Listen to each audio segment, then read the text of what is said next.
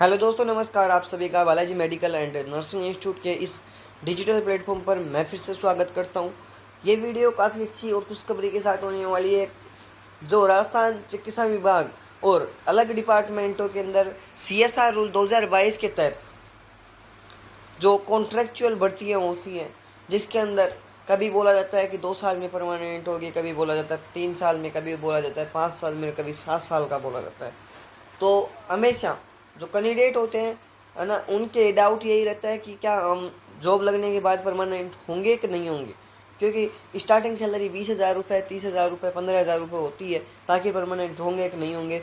तो आखिरकार राजस्थान सरकार ने परमानेंट करने की प्रक्रिया चालू कर दी है। भजनलाल सरकार ने कुछ जो लोग पहले से लगे हुए हैं उनके डेटा मांगने शुरू कर दिए हैं। तो उनको कितने सालों में परमानेंट किया जा रहा है और आपको कितने सालों में परमानेंट किया जाएगा, तमाम चीज़ों को लेकर बात करूंगा। उससे पहले एक छोटी सी रिक्वेस्ट भी रहेगी कि चैनल पर नए हो, चैनल को सब्सक्राइब कर लेना, वीडियो को लाइक करना और ज़्यादा ज़्यादा लोगों तक शेयर करना, ताकि एक सही और सटीक इन्फॉर्मेशन आप लोगों तक पहुँच सके। हाँ जी हाँ, मैं CSR रूल 2022 के तहत जो लोग लगते हैं उनके लिए एक अधिसूचना जारी हुई है, जो लगभग 3 से 4 दिन पहले जारी हुई थी, है ना, पर किसी कारणों से मैं वीडियो नहीं बना पाया। तो बात इसके अंदर यह है कि विभाग जब आपका टाइम पीरियड हो जाता है उसके बाद क्या मांगता है, आपके जो भी डॉक्यूमेंट्स है वो उसकी स्क्रीनिंग करता है, दोबारा वेरीफाई करता है, उसके बाद आपको परमानेंट यानी कि स्थायी नियुक्ति देता है। चिकित्सा विभाग के लगभग 18 कैडर्स की भर्तियां हैं और शिक्षा विभाग के अंदर भी लगभग 4 से 5 पदों की, मतलब कैडर्स की भर्ती है। और भी कई डिपार्टमेंटों में CSR रूल के तहत भर्तियां होने लगी हैं।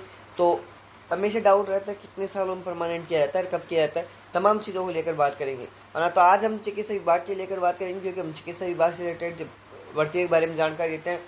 तो CHO, स्टाफ नर्स और जो भी चिकित्सा विभाग में कॉन्ट्रेक्चुअल हायरिंग सिविल पोस्ट के तहत आपकी जो भर्ती होती है, ये देख सकते हैं। एक लेटर है जो NHM की तरफ से आया है, राजस्थान सरकार राष्ट्रीय स्वास्थ्य मिशन यानी कि NHM मुख्यालय स्वास्थ्य भवन, तिलक मार्ग, सी, जयपुर, है ना। कब आया है? 4/6/2026, 4 जून को।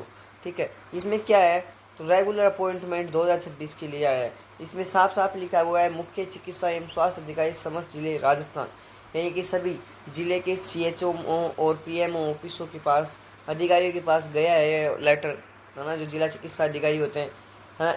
इसका सब्जेक्ट क्या है? राष्ट्रीय स्वास्थ्य मिशन के अंतर्गत Rajasthan contractual hiring to civil post tool यानी कि CSR 2022 के तहत 5 वर्ष की संतोषजनक सेवा हेतु पात्र कार्मिकों की सूची के संबंध में, यानी जिन लोगों ने 5 वर्ष की संतोषजनक क्या दी है, सेवा दी है, उन लोगों को क्या करने के, परमानेंट करने के क्रम में ये क्या नाम से ऑर्डर है।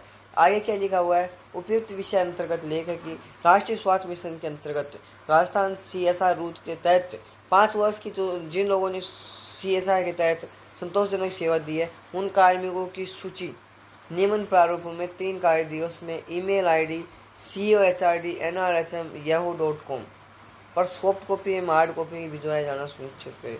यानी इनकी सॉफ्ट कॉपी और एक हार्ड कॉपी जो जिला मुख्य स्वास्थ्य अधिकारी हैं, उन लोगों के द्वारा जितने भी लोग CSR 2022 रूल के तहत कॉन्ट्रेक्चुअल में लगे हुए हैं 5 साल से, उन लोगों को परमानेंट करने के लिए डॉक्यूमेंट्स डिपार्टमेंट क्या मांग रहा है, लिस्ट मांग रहा है।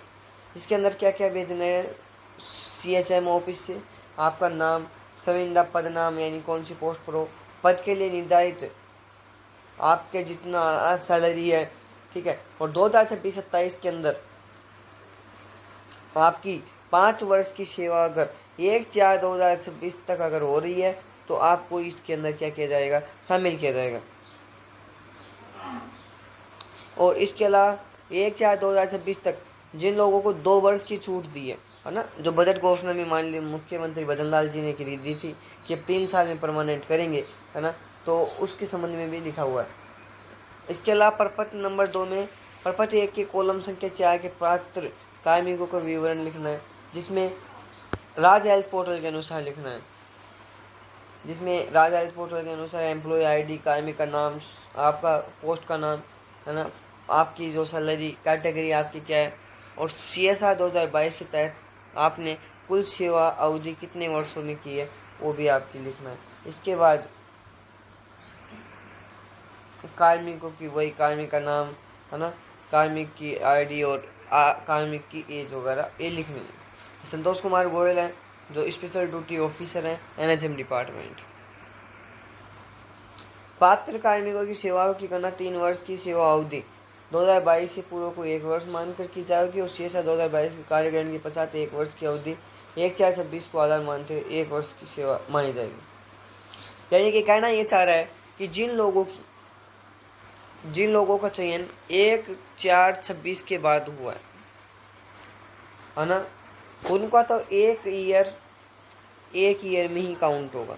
पर जिन लोगों का 2022 से पहले के लगे हुए हैं है ना, उनका 3 ईयर का 1 साल के अंदर काउंट होगा। ठीक है, और 5 ईयर के अंदर आपको क्या किया जाएगा, परमानेंट किया जाएगा। तो टेंशन नहीं लेनी है, आप सभी को परमानेंट जरूर किया जाएगा, 101% किया जाएगा। और आपको CSR रूल 2022 के तहत परमानेंट किया जाएगा, जिसके तहत लगभग 5 वर्ष बाद आपके इस प्रकार से डॉक्यूमेंट्स मांगे जाएंगे और 5 वर्ष बाद डॉक्यूमेंट मांग के आपकी स्टेनिंग की जाएगी। फिर फाइनेंशियल डिपार्टमेंट में अप्रूवल मिलते ही आपको परमानेंट किया जाएगा और आपकी सैलरी आपका एक कैडर के अनुसार आपकी अच्छी सैलरी मिलेगी और परमानेंट कर्मचारी भी बन चुके होंगे, है ना। तो मतलब लगभग 5 से 7 साल का टाइम लगता है एक CSR रूल के तहत परमानेंट होने के अंदर। आगामी भर्तियों के अंदर अब 3 साल के अंदर ही किया जाएगा, है ना। तो 3 साल का रूल अब राजस्थान सरकार ने लागू कर दिया है 2022 के बाद जितने भी लोग लगे हैं, है ना। तो अब जो भी 2025 में लगेंगे उन लोगों के आवेदन, मैं आपको बता दूं, उन लोगों के आवेदन है वो लगभग 2030 के अंदर लिए जाएंगे। जी हाँ, 2030 के अंदर आपको परमानेंट करने की प्रक्रिया शुरू कर दी जाएगी। तो अब आपको टेंशन नहीं लेना है। CSR रूल 2022 के तहत अब लगने वाले सभी कॉन्ट्रैक्चुअल नहीं रहेंगे, परमानेंट जरूर किए जाएंगे। एक कैसी लगी वीडियो, अच्छी लगी हो तो चैनल को शेयर सब्सक्राइब करना। फिर मिलते हैं कोई नई अपडेट के साथ। आज के लिए इतना ही। जय हिंद, वंदे मातरम। Thank you.